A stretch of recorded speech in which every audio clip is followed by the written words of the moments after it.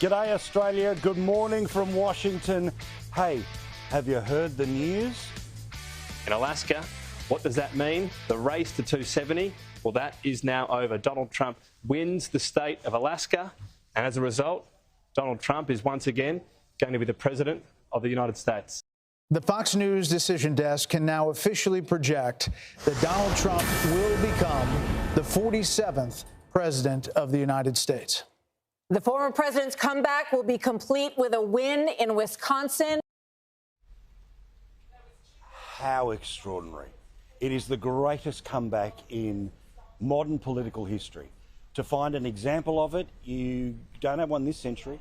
You don't have one last century. You got to go back to the century before that when they had the 18 in front of the years that were being counted down. Now, there are many images, many stories, many things to tell you about, many things that you've watched happen all the way through the day. And I've done my best to play that straight news bat because, as I said, all day long, you don't want to rub people's face in it. That's not cool. It's not okay. You've got to be a good winner because you've got to be paying attention to the people who are feeling the loss.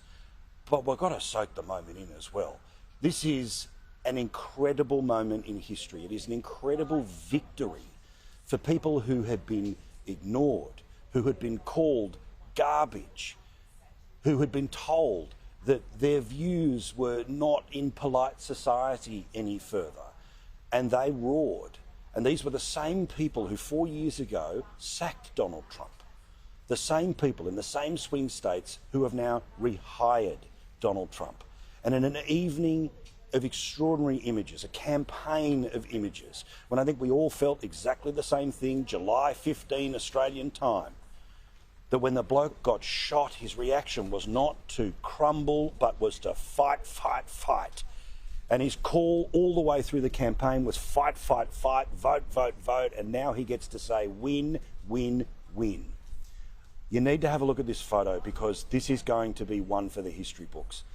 This is a photo of the exact moment Donald Trump returned to the presidency.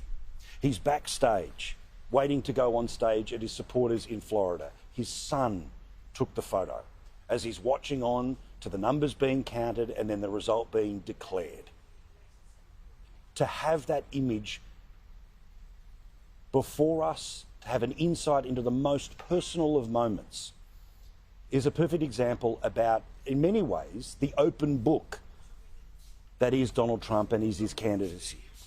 At times it can be ugly to read, at times it can be difficult to read, at times it doesn't make a lot of sense. But it's always an open book. And the idea that this was not some sort of filtered, special image that was curated by a campaign. It was a son who took a photo of his father fighting back to the place where he will now lead the free world. I find it unbelievable.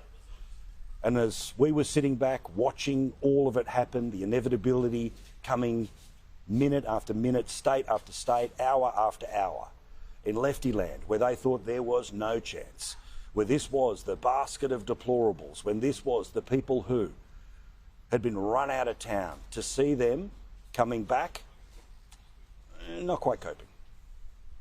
I think when it's all said and done, what you're going to see is a huge divide over people who are college educated and not college educated. Black voters came through for Kamala Harris.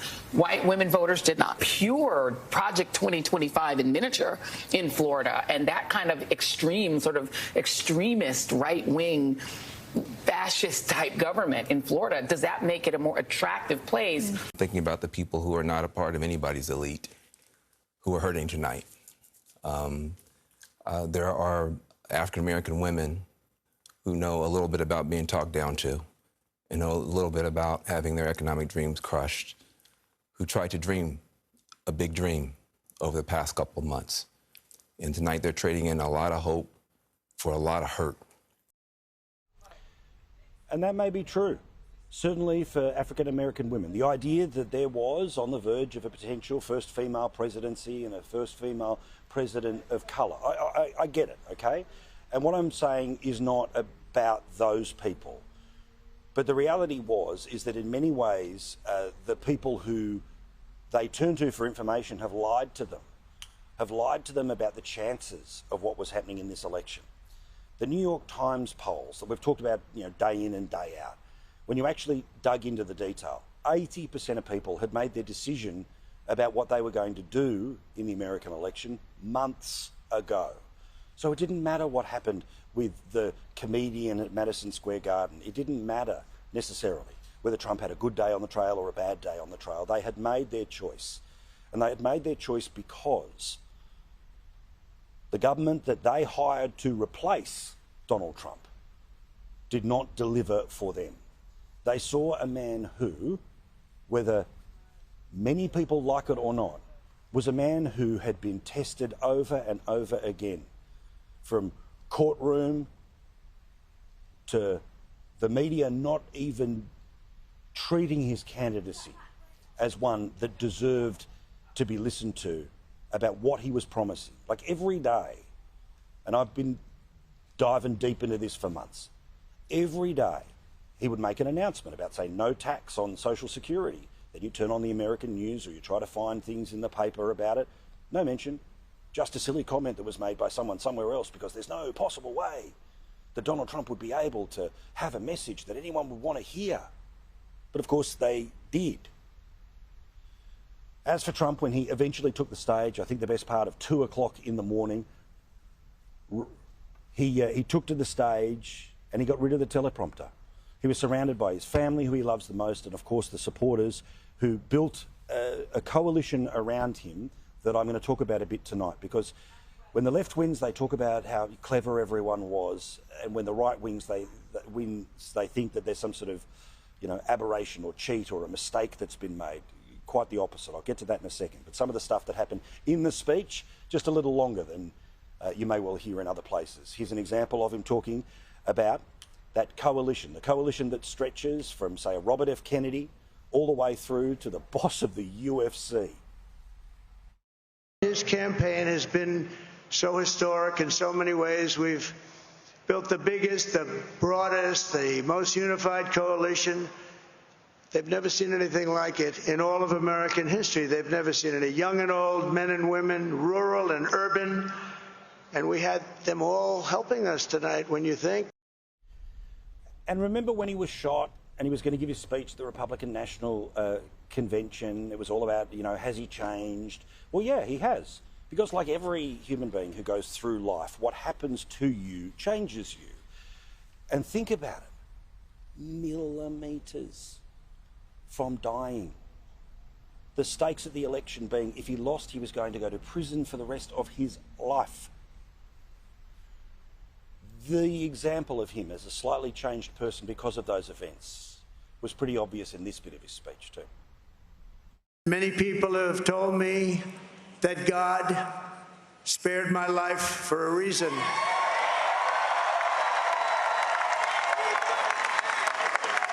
And that reason was to save our country and to restore America to greatness. And now we are going to fulfill that mission together. We're going to fulfill that mission. And one last thing about his speech, and I've been thinking about this for a little while. What does the word fight mean? Now, obviously, in its worst possible sense, it's about confrontation. But I think in terms of those that have seen Trump coming or have been pro-Trump or Trump literate even for the past 8 years, fight means standing up for what you believe in, leaning in on what you believe in, standing up for your friends. And in the case of somebody trying to run for national office, yeah, putting your own country first. Now, that will have its complications, and I'm not going to pretend that the sky is rosy, and it's going to be, for some, a bit of a rough ride. But to me, normal people fight every day. And they fight everything from getting the kids ready to go to school, to fighting the traffic, to fighting their workload, to fighting to stave off illness, all sorts of things. So when I hear the word fight, I don't hear conflict. I hear strength. The task before us will not be easy, but I will bring every ounce of energy, spirit, and fight that I have in my soul to the job that you've entrusted to me. This is a great job. There's no job like this. This is the most important job in the world. All right, let's have a look in the results and a little bit more deeply. First things first, he's going to win the popular vote. Now, a Republican has not done that for a very long time, especially when you think about the populations of New York, California, millions and millions of people. Now, California's vote will come in the next little while and it'll be a little bit closer than what you can see on your screen. But it's 66 million versus 61 million. That is an extraordinary result. If you have a look at the different types of maps that are around, the entire blue wall, well, he took to that with a sledgehammer. Pennsylvania, Wisconsin, Michigan. We stand by for official confirmation in Arizona and also in Georgia. But let's have a look at, again, those swing states and how they all ended up going. Remember the 7 that were required. Arizona, Georgia, Michigan, Nevada, North Carolina, Pennsylvania, Wisconsin. 1, 2, 3, 4, 5, 6, 7. Clean sweep. And put simply, in terms of the strange feeling that I had sitting here as the numbers are all coming in and I'm starting to watch and I'm going, oh, well, okay, doesn't something happen in the big cities that reverses all of this? As a boxing match, he won all 12 rounds and he saves the knockout for the 12th round. And that's going to be very frustrating for Democrats and very frustrating for the media and very frustrating for people who thought that this thing was all razor's edge and all the rest of it. And I stand by what I've been trying to hook you into for the past few weeks and months, which is that in the end, I don't know what the margins are in the states. I'll study that in the next little while. And in the end, if you win a state, it's winner take all. And it doesn't matter if you win by 1,000, 5,000 or 100,000 votes. So the Electoral College will look probably even bigger. But to win the popular vote, that was what Hillary Clinton hid behind, to pretend that there was a need to change the system, that the Electoral College was some sort of old school weird connection back to the 1700s. The reality is that the popular vote and the Electoral College has gone his way. Now, let's also dive into even deeper numbers that I know you haven't seen because I've been here all day, all right? And this comes to us via our friends at Fox News. They have done a thing which is not just an exit poll, but they've also got together with the Associated Press to go really deep into who voted where. This will be fascinating to read and study, but some of the headlines you need to see here, okay? Now, remember male, female, all the rest of it? Yep, Harris won the female vote, 53 to 45. Trump won the male vote, 54 to 44. The overall composition of the electorate, 54% women to 45% men. So the idea that it's just a whole bunch of blokes who all got together, no, there were plenty of women too who wanted change and would not vote for the status quo. In terms of the age groups, this is fascinating, isn't it? 52%, 51% as well for 18 to 29, 30 to 44s, 45 to 64, and 65 plus. Well, the break is that basically at 45, the vote starts to move towards Trump. But that said, you really need to pay attention here that 18 to 29-year-olds, 46% of them voted for Trump, 47% of 30 to 44-year-olds. So that is extraordinary for a bloke who, of course, at some point will crack over 80 as the president, that he was able to win over those young voters. And a key reason why he did that was because he was where they are in terms of the media. We've really got to have a big, long chat, and I will in a moment or two's time, with my mate James Morrow, which is, for an awful lot of people, yes, they watch things like you are doing right now, perhaps live at home, but then there's a bunch of people who watch YouTubers, listen to podcasters. And there's a theory in marketing, which is that if you market to demographics like men and women and 18 to 24s and this gender and this, all of that, right, that you limit yourself. The way to actually connect and the way to actually win is to talk to networks. And if you turn around and look at who Trump talked to on all of those podcasts, right, Joe Rogan, whole different world of people from the left, right and centre who listen to that, right? The Theo Von scenario, which was all about comedy. Again, golf channels. He even did an interview with the WWE Hall of Famer, The Undertaker. So rather than saying, well, I'm an 18 to 24-year-old male, I'm a wrestling fan. And that's how they interacted and that's how they saw. Because, of course, all of the polite people with their fine little suits and their little... Well, they, of course, were off playing a completely different game. In terms of the racial parts of this, all right, Trump won the white vote, 55 to 43. But he got 15% of the African-American vote, highest he's ever got. 41% of the Latino vote. Oh, hang on, isn't this the racist guy who hates all Mexicans? No. What about in terms of education? Oh, yeah, uneducated people, garbage. People who went to school voted for him, high school or less. People who even went to college, believe it or not. They voted for him too, 52% to 46%. Oh, you won't hear that in any of the other analysis. Surprise, surprise. The people who didn't just go to university but then had further qualifications after university, oh, they all loved Harris. But guess what? That's not most of the 300 million people who live in this country. Also, pay attention here. Who voted when it came to money? People under $25,000. Harris won those by 3 points. But between $25,000 and $50,000, $50,000 and $75,000 and $100,000, Trump won them 52%. And people who earn over $100,000, well, they of course voted for Kamala Harris. Oh, and just finally, remember the crazy cat lady thing that was going to kill them? They even worked out today where the cat owners' vote went. And that today, if you're a bloke who owned a cat, you voted for Trump. If you're a woman who voted, who has a cat, you voted for Harris, but 46% of them voted for Trump. Overall, cat lovers, 49-49. Harris showed herself and her true character, which was that at one point she was applying for the job to be the leader of the free world, but she didn't have the guts to look the people who loved her the most in the eye. Oh, it was all going to be such a wonderful, majestic setting because they thought they were going to win. But just as I told you, both sides thought they were going to win. And yes, there's going to be heartbreak. But can you believe that she didn't even turn up to talk to her people today? She'll do it in some press conference somewhere where she can sort of technically concede and then slide out the back door. But surprise, surprise, the people of the United States rejected Kamala Harris as the next president of the United States because she's fake. And there was an example of it today when she was pretending to use a telephone to talk to a voter, but then it was exposed that when you actually saw what was on her phone, it wasn't a phone call, the camera app was open. How you doing? Have you voted already? Give me a second. You did? Thank you.